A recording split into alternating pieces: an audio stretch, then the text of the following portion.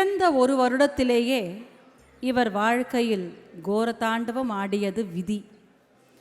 அந்த இரக்கமில்லா விதியை மதியால் வென்றவர், உழைப்பால் வென்றவர், விடாமுயற்சியால் வென்றவர், மனதிடத்தால் வென்றவர். இப்படி கூறிக்கொண்டே போகலாம். ஏவி பார்க்கலாமா?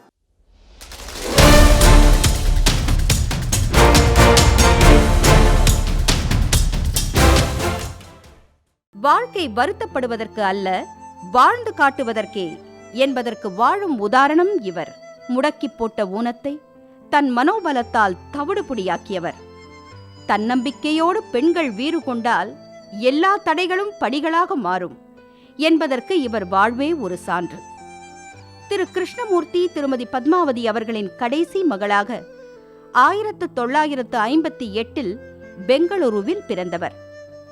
இவருக்கு 1 வயதான போது தாக்கிய போலியோ வாழ்க்கையையே புரட்டி போட்டது. மின்சார சிகிச்சை கொடுத்தும் எந்தவித முன்னேற்றமும் இல்லை. இடுப்பிற்கு கீழே உடல் செயலிழந்தது. மருத்துவம் பொய்த்துப் போனது. இறைவன் மௌனமானான். வாழ்க்கையே இருட்டானது. அந்த சூன்யத்தை தன் மனோசக்தியால் வென்ற மகாசக்தி இவர். சென்னை அடையாறில் இருக்கும் ஆர்த்தோமேட்டிக் மருத்துவமனையில் சிகிச்சை பெற்றதோடு அங்கேயே படிப்பையும் தொடர்ந்தார். மருந்து மாத்திரைகள் உணவாக, மருத்துவமனையே வீடாக 33 அறுவை சிகிச்சைகளை இவர் உடல் தாங்கிக் கொண்டதற்கு இவரின் மனவலிமை மட்டுமே காரணம். படிக்கும் போதே மாற்றுத்திறனாளிகளுக்கான தடகள போட்டியில் பங்கு பெற்று பல பதக்கங்கள், சிண்டிகேட் வங்கியில் கணக்காளர் வேலை, கன்னட சூப்பர் ஸ்டார் ராஜ்குமார் படத்தில் நடிக்கும் வாய்ப்பு என ஒருங்கே பெற்றவர். இது நடந்தது 1983ஆம் ஆண்டு. 14 வருடங்கள் மருத்துவமனையிலேயே இருந்தவரின் மனம் சந்தோஷப்பட்டது விளையாட்டில் மட்டும்தான். 1988ஆம் ஆண்டில் பிரேசில் நாட்டில் நடந்த மாற்றுத்திறனாளிகளுக்கான 100 மீட்டர் மற்றும் 200 மீட்டர் ஓட்டப் பந்தயங்களிலும் கலந்து வெற்றி பெற்று பதக்கங்களை தனதாக்கிக் கொண்டவர். இந்தியாவின் சார்பாக பாலஸ்தீனம், ஏத்தன்ஸ், பெய்ஜிங், இங்கிலாந்து, ஸ்பெயின் ஆகிய இடங்களில் நடைபெற்ற சர்வதேச விளையாட்டுப் போட்டிகளிலும், ஆசிய விளையாட்டுப் போட்டிகளுக்காக பாங்காக், தென்கொரியா, மலேசியா, ஜப்பான், தாய்லாந்து, சீனா ஆகிய இடங்களில் நடைபெற்ற போட்டிகளிலும் கலந்து கொண்டு வெற்றி வாகை சூடியவர். இவர் இதுவரை பெற்ற தங்கப் பதக்கங்களோ 393, வெள்ளிப் பதக்கங்கள் 27, வெண்கல பதக்கங்கள் 5. 1995ஆம் ஆண்டு சிறந்த மாற்றுத்திறனாளி தடகள விளையாட்டு வீராங்கனைக்கான இந்திய அரசின் அர்ஜுனா விருது, கர்நாடக அரசின் KK பிர்லா விருது, ஏகலைவா விருது, குல்பர்கா மகளிர் பல்கலைக்கழகத்தின் கௌரவ டாக்டர் பட்டம், 1999 அமெரிக்கன் பயோகிராபிக்கல் இன்ஸ்டிடியூட்டின் உலகின் சிறந்த பெண்மணி விருது, இந்தியாவின் மிக உயரிய விருதான பத்மஸ்ரீ விருதை 2001 பெற்று விருதுகளையே பெருமைப்பட வைத்தவர். தன்னை போல் பாதிக்கப்பட்டவர்களுக்காக இவர் உருவாக்கிய மாத்ரு ஃபவுண்டேஷன் அறக்கட்டளை பல மாற்றுத்திறனாளி குழந்தைகளை இன்றும் வாழ வைத்துக் கொண்டிருக்கிறது. இவரின் வாழ்க்கை A Different Spirit என்ற புத்தகமாகவும் வெளிவந்துள்ளது.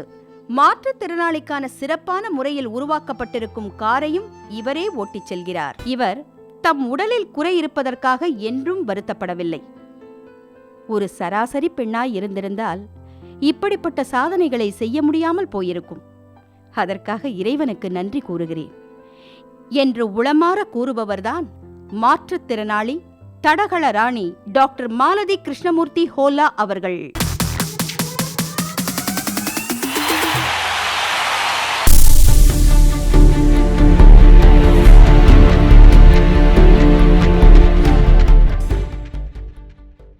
பத்மஸ்ரீ அர்ஜுனா அவார்டி டாக்டர் மாலதி கிருஷ்ணமூர்த்தி ஹோல்லா அவர்களுக்கு மெகா மகளிர் சிறப்பு விருதினை பெறுவதற்காக மேடைக்கு அழைக்கிறோம்.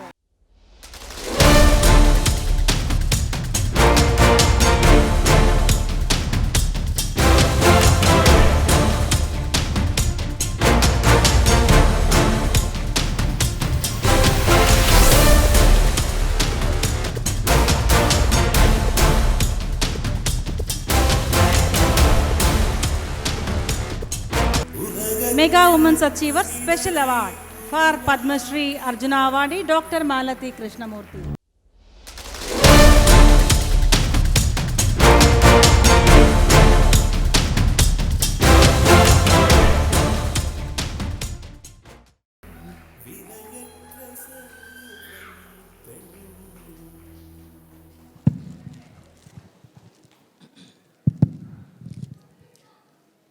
எல்லாருக்கும் வணக்கம். இன்று உலக மகளிர் தினம். இங்குள்ள எல்லா பெண்மணிகளுக்கும் வெரி ஹாப்பி விமென்ஸ் டே.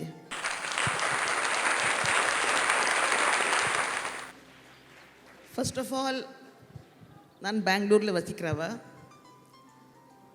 அங்கே நான் செஞ்ச சிறிய சாதனையை இவ்வளோ பெரிய ஸ்க்ரீனில் காமிச்சதுக்கு இந்த மெகா டிவி நடத்தி கொண்டிருக்கிற மேடம் ஜெயந்தி மேடம்க்கு என் மனமார்ந்த வணக்கத்தை தெரிவித்துக் கொள்கிறேன்.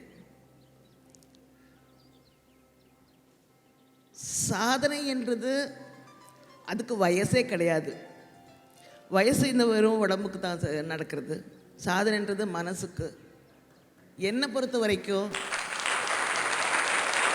உயிர் உள்ள வரைக்கும் நம்ம சாதித்து கொண்டே இருக்கணும். ஏன்னா நம்ம செஞ்ச சாதனையாக இருக்கட்டும், ஆர் ஒட்டிக்கால் ஒரு அச்சீவ்மெண்ட் இருக்கட்டும், நம்ம நெக்ஸ்ட் ஜென்ரேஷனுக்கு அது ஒரு வழிபாட்டாக இருக்கணும்னு சொல்லிட்டு நான் நம்புகிறேன். 7 ஜென்மம் எடுத்தால் கூட நான் ஒரு பெண்மணியாகவே பிறக்கணும்னு சொல்லிட்டு ஆசைப்படுறேன். அதிலும் முக்கியமாக ஒரு ஊனமுற்ற பெண்மணியாகவே நான் பிறக்கணும்னு சொல்லிட்டு ஆண்டவங்கிட்ட நற்படைப்பு கேட்குறேன். ஆனால் என்னை பார்த்தீங்கன்னா இந்த உடம்புல ஒரு சின்ன ஊனம் தான் இருக்குது. ஒரு சின்ன பார்ட்டு இஸ் பேரலைஸ்டு, அவ்வளோதான். மீதியெல்லாம் நல்லா இருக்குது. என்னோடய டிட்டர்மினேஷன் பேரலைஸ் ஆகலை, கான்ஃபிடென்ஸ் பேரலைஸ் ஆகலை, என்னோடய ட்ரீம்ஸ் அண்ட் ஆம்பிஷன்ஸ் பேரலைஸ் ஆகலை. ஸோ இந்த ஊனம்ன்ற இதுக்கு அர்த்தமே கிடையாது இந்த உலகத்தில். ஏன்னா எல்லாருமே ஒரு விதத்தில் இல்லை, ஒரு விதத்தில் எல்லாமே ஊனமாகவே நம்ம பிறந்திருக்கிறோம். நம்ம எல்லாம் நல்லா பிறந்துட்டோன்னா ஆண்டவனுக்கு நம்மளுக்கு வித்தியாசமே இருக்காது.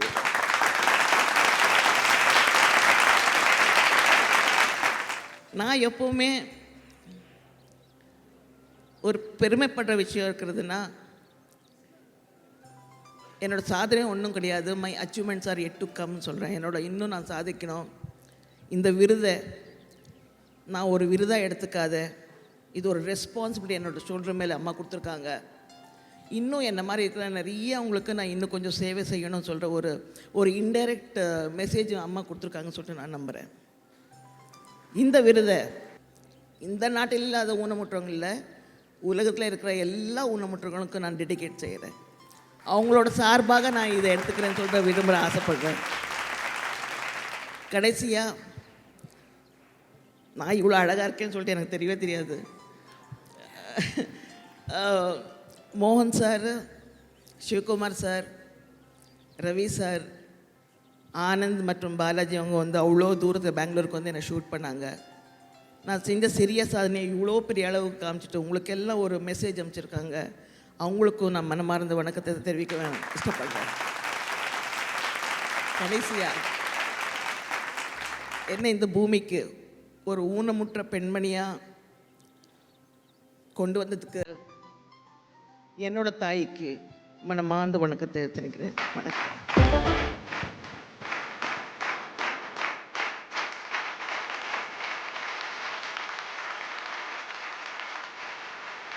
இவ்வளோ பாசிட்டிவ் எனர்ஜியை நாங்கள் இது வரைக்கும் எங்கேயுமே பார்த்ததில்ல. தமிழில் பேசுவாங்களா, பேச தெரியுமான்னு கேட்டேன். பட் இவ்வளோ அழகான ஒரு சொற்பொழிவை கொடுத்துருக்காங்க. Thank you so much ma'am.